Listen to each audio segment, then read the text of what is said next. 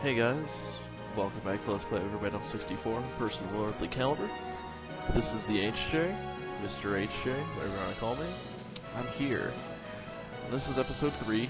This is the funding of scene 1. Now I know this is it's been done before actually. I don't know if any of you watched episode 3, but this is actually a re-record because I had to move all of my stuff and I had to reformat, and I'm dual booting XP and 7 on my laptop where I do all these things, and lo and behold, I'm here. Slightly different setup, slightly different plug-in for the video, so I couldn't find my old one. I'm actually using RecordPad sound recorder to do my sound now, so hopefully this might be a little bit better. We might experience some glitches in the video, so I apologize for that in advance, but we'll see what we can do now. So we're trying to take over the mine. It's supposedly a day southwest, but I know we're going to take longer than that, because we always do. And we can lose if I die, HeeroJay, or if somebody takes over my headquarters. And believe it or not, that has happened to me before. Some dude snuck in and capped my point when I sent everybody away in a bum rush kind of mission. And yeah, I said cap my point because I play a lot of TF2. I don't know. I got probably 1,000 hours logged into that game, and I don't feel bad about a second of it. So, let's get this show on the road. Move a cursor on the unit, and the icon, press the A button, the unit command is displayed. You just give orders to the unit.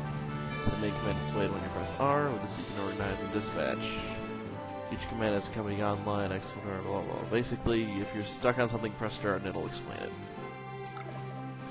And start also pauses the game like so. So let us dispatch our party. And this being another re-record, all the names change. But it seems like every time I play, I do have a funny name. The first run through, there was a dude named Little John. The second time, there was a run through with a guy named Dude. And this time, there's a guy named Dick. And I just think that's hilarious. I don't know why. Maybe it's because I'm immature at my young age of 21. But this dude on my team named Dick. I think it's funny. So anyway, we're going to send HeeroJay that way. And we're going to send Muller that way. Kind of reminds me of X-Files, except I think it was Scolder. Maybe it was Mulder and Scully. Well, I know The Simpsons did a parody and it was kind of funny. And remember, when in doubt, never give Dio any fun. We'll move my Dick in this way. My Dick's going to go take over a stronghold. That's right. And Mr. Guy, he's going to go south and take over the neutral one. And we will unpause time and see what happens. So, like I'm saying, this is like my third re-record of this. Second time I messed with sound. We should be good this time, though. And the goal is to get this done in 2 episodes. But I am a bastard. I do like to kill everybody on the map, so we'll see what happens with that.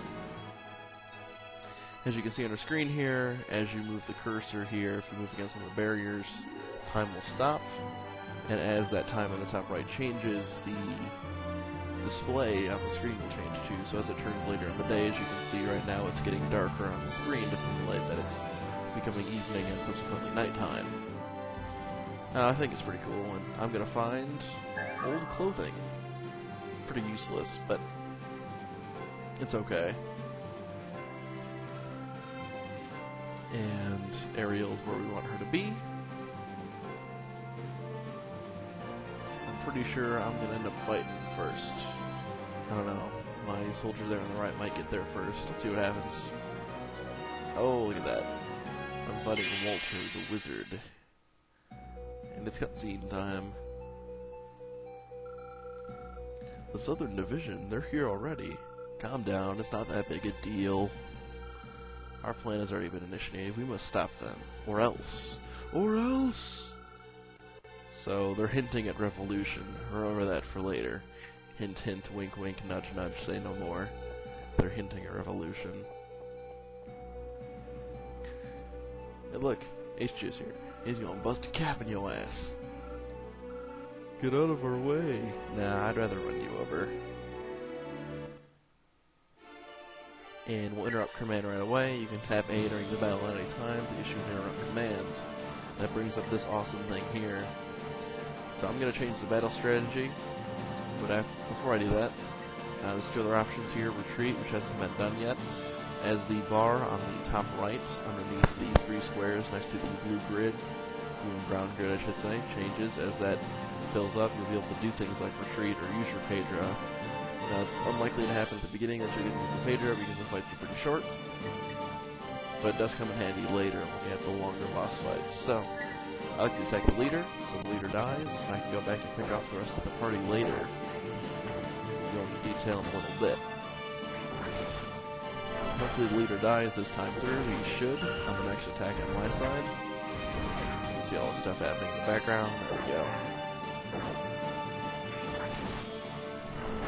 Typically, when a party leader dies, usually the other side will win. Sometimes I have lost, though, and we'll see what happens. Alright, there we go. There's a free win. Not exactly free, but they try to make the first mission easy so you don't get really discouraged, I guess. I don't know.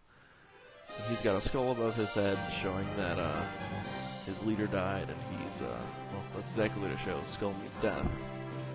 So HeeroJay takes this, we head back over, and my buddy here has captured the stronghold of the store, so we'll send him to the store.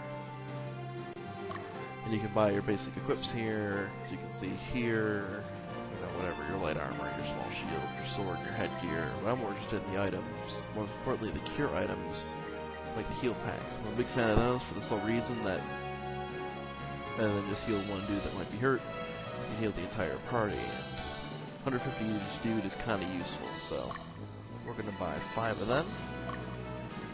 And since I'm feeling generous, I'll let him carry one of the 5, and the rest of the 4 will be sent to the depot, which is basically the place where we started. So let's head back over to HeeroJay and watch him for a bit. And my dick just found something. My dick found a Boulder sword. My dick found a sword. Awesome. And yeah, so as you can see here, Walter here has the panic lines, the sweat lines, the whatever. Basically, he's kind of afraid because I killed his leader. He's a little upset. Hey, guy. And Guy finds a power fruit. And what the power fruit does, power and angel fruit, they will restore stamina. And we will show that here. As you can see on my screen here, on the bottom portion, you can see a flag. And you can see that flag is about 1/3 full with red stuff. Well, that's actually your stamina bar. And as you send your party out to go on longer as they fight people, that flag will turn red and it will change shape, or it'll change how it looks anyway, and if that thing fills all the way up, it'll make your party rest, and that's the option here to camp. You don't want to be forced into camping right near the enemy stronghold. That's usually bad, but if you are feeling a little fatigued, you can pop a power fruit, an angel fruit, or you can camp and it'll take care of that. And while you're camping, it does restore HP for your party, so that is something to keep in mind as well. Really want to camp or do something like that before you head into a battle so you don't get screwed. And we're just going to chill because I know the person dressed in orange is going to come and fight us. And rather than go initiate combat, we can just sit on the stronghold and regain HP, because that's what you do that. You sit inside the stronghold, you get free HP, just like if you were to camp, except if you're on the stronghold, your stamina stays down too, which is pretty nice. So we're just going to wait that out, get attacked in less than a minute here, because that's the idea. Let's do this. So it looks like we're fighting a witch and a griffin. Hopefully we can kill one or both of them, probably only one. It sucks when they set them up like this too, because the party leader's on the right. And since the party leader's on the right, the guys on the left side can actually walk diagonal. Like, I know you could in real life, but generally, when you're fighting party style, you only want to walk in a straight line, I guess, in this game, or slightly diagonal, but you can't cut all the way across, and that never really made sense to me. I don't know why, but that's just how they do it. So, we're going to sit here for a bit, probably get into another fight. Maybe not. Guy's going to capture Bilney. We're actually going to send him back north, and he's going to camp on the way, probably. So we will see what happens. And it's fighting time. Fighting Ralph, the soldier. Hopefully this fight will end somewhat quickly. Maybe the leader will in fact die. That would be cool.